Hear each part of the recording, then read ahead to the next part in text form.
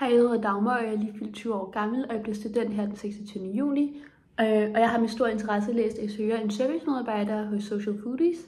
Jeg mener, at jeg kan se mig selv i den her stilling, eftersom jeg i min tidligere jobs har fået relevante erfaringer, som jeg kan tage med i jobbet som produktions- og butiksmedarbejder. Social Foodies værdier og missioner basis i Doing Good Better, hvor der lægges vægt på kvalitet og gode smagsoplevelser, samtidig med at andre mennesker sikres bedre, er en stor motivationsfaktor for mig. Jeg vil rigtig gerne være med til at bidrage til den nemlig. Min motivation kommer også af, at jeg er ambitiøs for udvikling og at dygtiggøre mig, og jeg er interesseret i ny erhvervserfaring.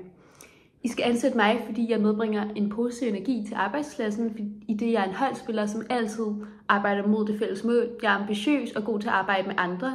Jeg er service-minded, initiativrig, hårdt arbejdende, og jeg er ikke bange for at tage fat på nye opgaver og udfordringer, store som små. Min tidligere jobs har lært mig at være mødestabil, samt hvor vigtigt det er at være fleksibel. Og jeg har derfor ikke noget mod at arbejde i ekstra travle perioder, hvis der opstår et behov for det. I mine tidligere jobs i Partyseas, Flying Tiger og de 2 bagerier, jeg har arbejdet i, har jeg så lært at betjene kunder og have et godt overblik og håndtere de her stressede situationer. Jeg kan godt lide at give god service og give kunderne opmærksomhed i betjeningen, så de føler sig godt tilpas i både bageriet, jeg har arbejdet i, og den her café, jeg også arbejdet i, og jeg kender så vigtigheden af at fremstå service-minded. I mit job i Bakery by Herman har jeg også haft et ansvar i at oplære nye medarbejdere, hvor jeg så skulle sørge for, at de fik den bedst mulige opstart, og så hvor jeg så også introducerede dem til nye opgaver. Det har så været med til at gøre mig mere løsningsorienteret og ansvarsbevidst, samtidig med at jeg er blevet mere selvsikker og fået en større tiltro til mine arbejdskompetencer, der ligesom var nødsaget til at være selvsikker i mine beslutninger.